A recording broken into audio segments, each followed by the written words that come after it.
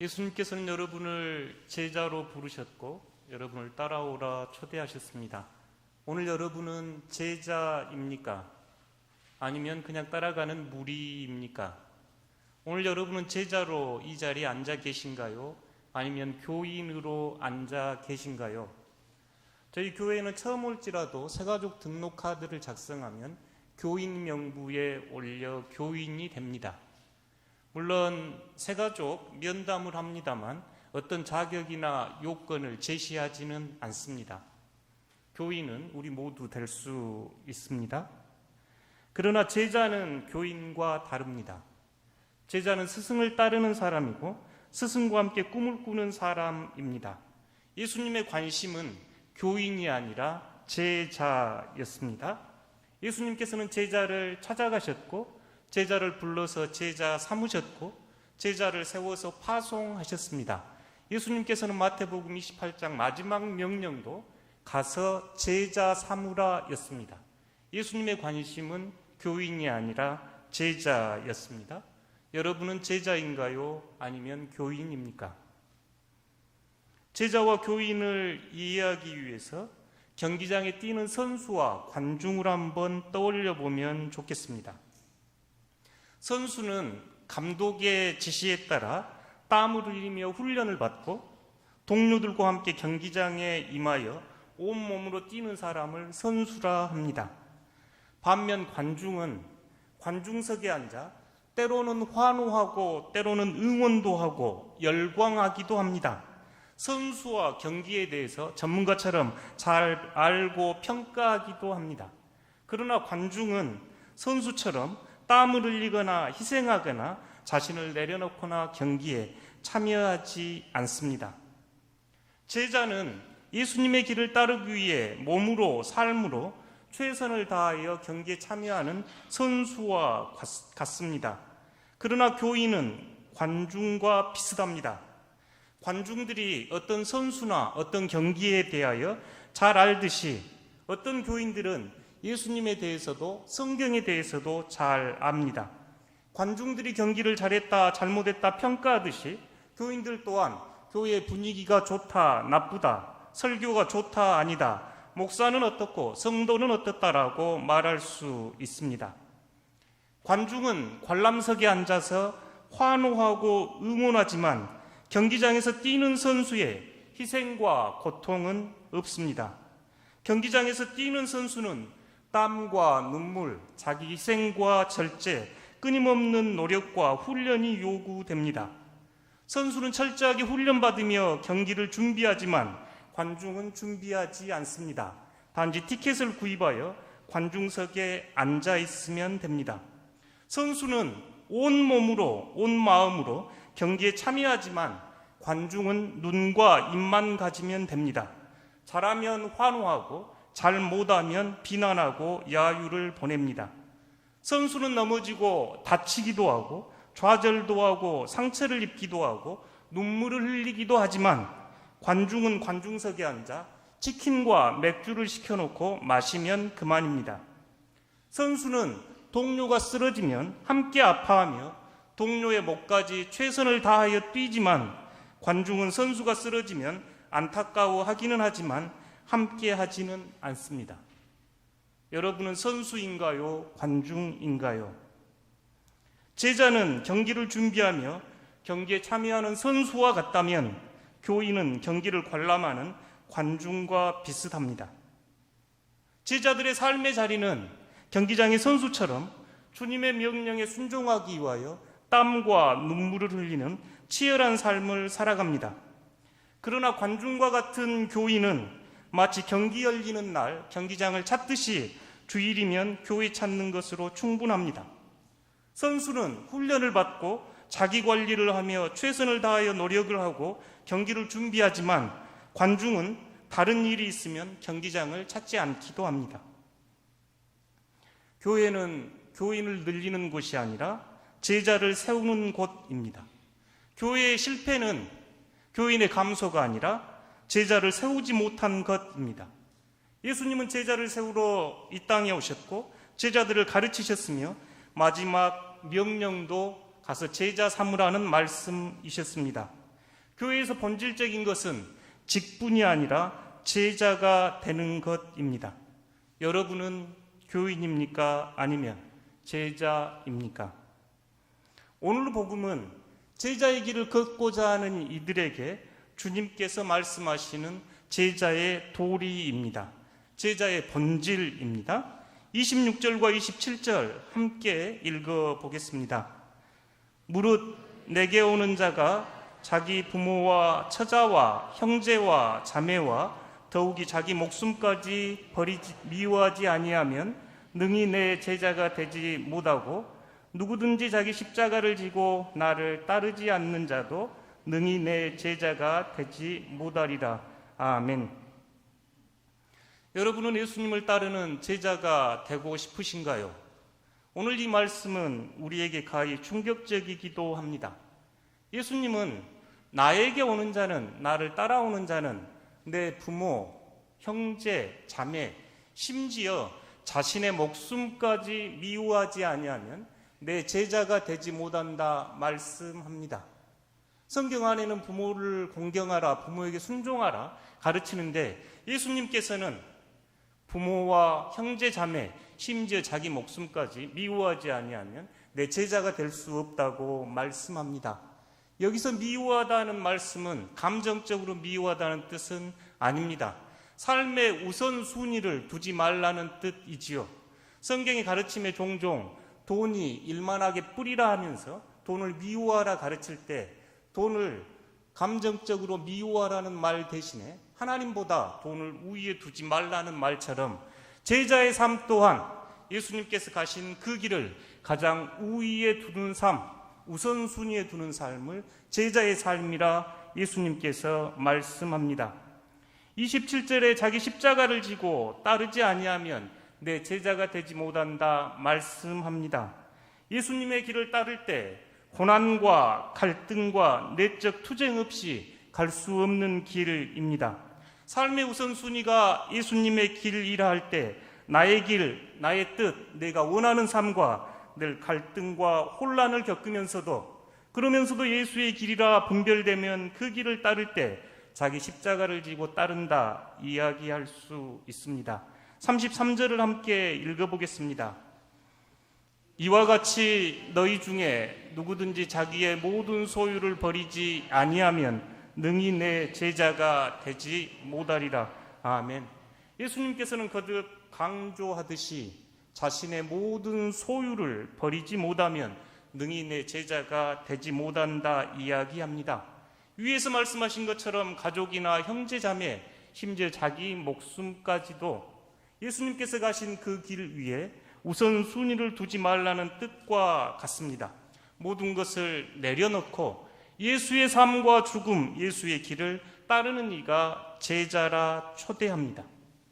예수님은 이 제자의 길을 설명하기 위해 28절에서 32절 두 가지 예를 듭니다. 한 가지 예는 성을 쌓는 자예입니다. 건축을 하고 성을 쌓는 자가 그 건축과 성을 완공하기 위해서 잘 준비하고 예산도 세우고 재원도 세우고 자원을 세워서 성을 지어야 성을 완공하는데 그렇지 못하면 비웃음 받습니다. 전쟁을 하는 사람이 있다면 적의 군대가 얼마인지, 우리 군대가 얼마인지, 이 전쟁에서 이길 수 있는지 없는지 승산을 가늠한 후에 전쟁에 임해야 합니다. 그렇지 않으면 가서 화친을 맺고 평화를 청하는 것이 낫습니다.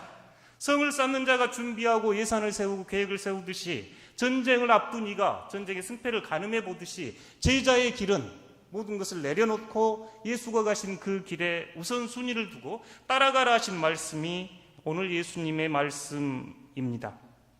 제자는 스승의 가르침에 따라 사는 사람이 제자입니다. 스승과 무관하게 사는 사람을 제자라 할 수 없습니다. 예수님의 가장 우선순위는 아버지의 뜻, 하나님의 나라, 아버지의 나라였습니다. 예수님은 이 아버지의 뜻, 하나님의 나라를 위하여 자신을 희생하셨고 십자가 고난을 마다하지 않고 그 길을 가셨습니다. 예수님의 제자가 되기 원하는 이들 또한 이와 같이 예수님의 길을 따라 걷는 이들이 제자입니다. 2차 세계대전 당시 독일의 유명한 저항신학자 디트리 보네퍼는 제자도가 없는 기독교는 언제나 그리스도가 없는 기독교라고 말했습니다. 예수님을 따르고자 하는, 예수님의 길을 걷지 않는 제자도가 없는 기독교는 그리스도가 없는 기독교라 이야기를 했습니다. 제자도를 신앙의 핵심으로 본 것입니다. 우리 시대의 가장 중요한 과제는 진정성 있게 예수를 따르는 제자도의 회복에 있습니다. 자신을 내려놓고 십자가를 지고 예수님을 따르는 제자가 될 수 있을까요? 저희는 성경 안에서 예수님께서 제자들을 부르실 때 베드로에게 자신을 따라 사람 낚는 어부가 되라 하셨을 때 베드로는 모든 것을 내려놓고 자기 부모를 떠나 주님을 따라 나선 사건을 알고 있습니다. 세리 마타에게 나를 따르라 할 때 그는 주저하지 않고 예수님을 따라 나섰습니다.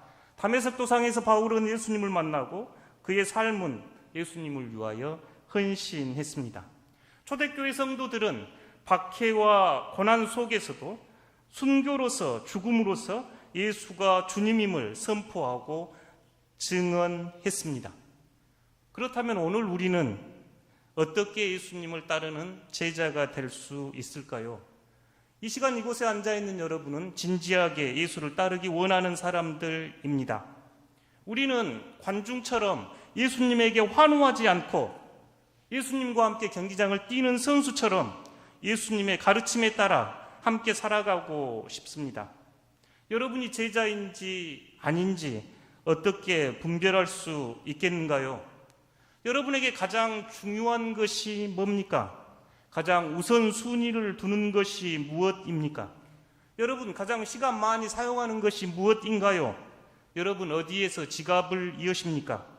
여러분의 힘과 에너지 어디에 쓰고 계신가요? 이 모습들은 여러분의 삶이 전하는 우선순위를 드러내는 메시지와 같습니다. 오늘 제자로 살아가기 위해 두 가지를 기억하면 좋겠습니다. 첫째, 삶의 자리가 제자의 자리입니다. 제자로 주님을 따른다 하여 모두 목회자가 되거나 선교사가 되라는 것은 아닙니다. 여러분에게 주어진 삶의 자리에서 예수님께서 가셨던 그 길을 걸으며 예수님을 가르치고 예수님을 닮아가는 것이 진정한 제자의 모습입니다. 오스 기니스라고 하는 유명한 분 계십니다. 우리나라에도 책이 아주 많이 번역돼 있고 또 이분은 미국의 유명한 브루킹스 연구소의 연구위원을 역임한 학자이기도 합니다. 세계 많은 대학의 교수들과 학생들 그리고 정치 지도자들, 비즈니스 리더들에게 강연을 하는 유명 인사입니다. 이분의 책 소명은 진지하게 주님을 따르고자 하는 이들의 서재에는 한 권쯤 꽂혀있는 책이기도 합니다. 이분은 1941년 중국에서 태어났습니다. 부모님께서 선교 사역에 참여하셨기 때문입니다. 이후 그는 영국으로 가서 신학을 공부하고 목회자가 되려 했던 사람입니다. 그에게 어떤 이가 물었습니다. 왜 목사가 되지 않고 이렇게 살아갑니까? 라고 물었습니다. 그가 이 일에 대하여 간증한 적이 있습니다.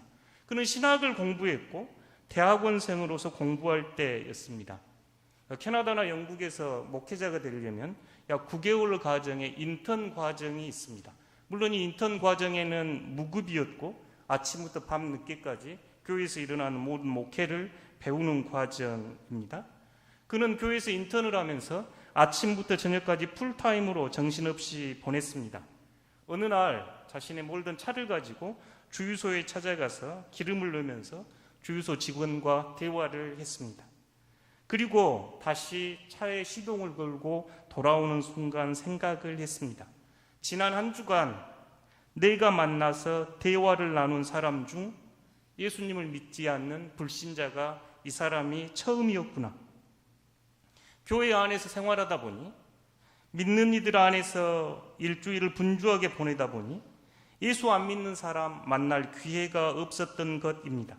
그래서 이분은 내가 만약에 목사가 된다면 불신자를 상대로 전도할 수 있는 기회가 안전히 없어지겠구나. 이 일을 계기로 그는 목회자가 될 마음을 접고 일평생 평신도로서 하나님 나라와 복음을 위해 헌신했습니다. 그는 지금도 세계적인 석학으로 세계적인 연설가가 되어 하나님 나라와 복음을 열심히 전하고 있습니다. 제자가 된다는 것은 목회자나 선교사가 되라는 뜻은 아닙니다. 여러분이 있는 그곳에서, 여러분이 서 계신 그곳에서 예수 그리스도를 가르치며 예수 그리스도의 삶을 따라 살면서 하나님 나라와 복음을 전할 때 여러분은 참된 제자라 할 수 있습니다. 두 번째, 여러분의 삶은 우선순위가 드러나는 메시지입니다. 물론 제 삶도 그렇고 우리 모두의 삶도 그렇습니다. 입으로는 말로는 제자라 할 수 있겠으나 우리의 삶이 곧 우리의 메시지임을 기억해야 합니다. 돈을 최고로 여기는 세상, 종종 매스컴에 보면 유명한 선수나 연예인들이 조물주 위에 건물주 그러면서 자신이 가진 빌딩을 소개하거나 자신이 가진 좋은 차를 소개하는 모습들을 봅니다. 그 모습을 보면 저 사람의 절대적 가치는, 우선순위는 재물의 소유에 있구나 하고 여겨집니다. 유명한 축구선수 한 명의 이야기가 저에게 감동을 주었습니다. 사디오 마네라고 하는 선수인데요. 축구를 좀 좋아하신 분들은 아실 건데 영국 프리미엄 리그 리버풀이 아주 강팀 중에 한 팀입니다. 여기에 윙 공격수로 가끔 손흥민 선수와 비교된 사람입니다.